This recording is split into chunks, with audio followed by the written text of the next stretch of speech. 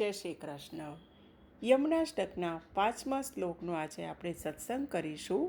યયાચરણ પદ્મજા મુરરીપોહો પ્રિયમ ભાવુકા સમાગમન તો ભવત સકલ સિદ્ધિદા સેવતા.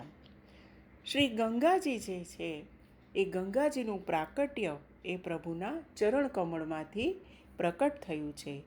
પરંતુ યયાચરણ પદ્મજા મુરરીપોહો પ્રિયમ ભાવુકા, મુરરીપોહો પ્રિયમ ભાવુકા ક્યારે બન્યા?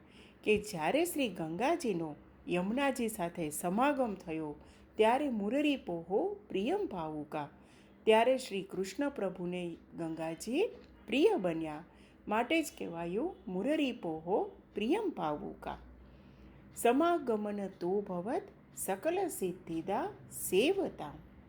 અને પછી ગંગાજીમાં પણ યમુનાજી જેવું સામર્થ્ય પ્રભુએ આપ્યું કે તે ભક્તોને સર્વ સિદ્ધિઓ આપનારા થયા. પહેલાં તો ગંગાજીમાં એટલું સામર્થ્ય નહોતું, પરંતુ જ્યારથી પ્રભુનો જે સમાગમ થયો ત્યારથી પ્રભુને પ્રિય બન્યા અને જે ભક્તો તેની સેવા કરે છે તે ભક્તોને પણ સર્વ સિદ્ધિઓ આપનારા થયા. સકલ સિદ્ધિદા સેવતામ એટલે શું કહેવાયું? સકલ સિદ્ધિઓ આપનારા થયા. તો હવે આવા શ્રી યમુનાજીની બરોબરી કોણ કરી શકે? તો તયા સદૃશતામિયાત કમલજાશ પત્ની વયત.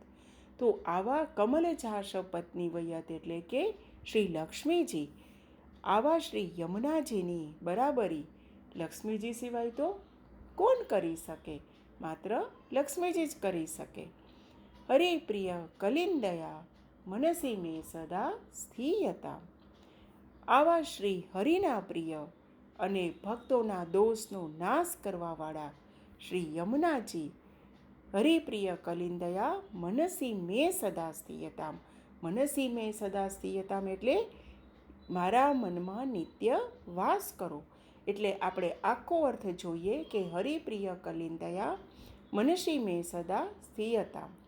આવા જે હરિના પ્રિય છે અને જે ભક્તોના દોષનો જે નાશ કરવાવાળા છે એવા આ શ્રી યમુનાજી મારા મનમાં નિત્ય વાસ કરો.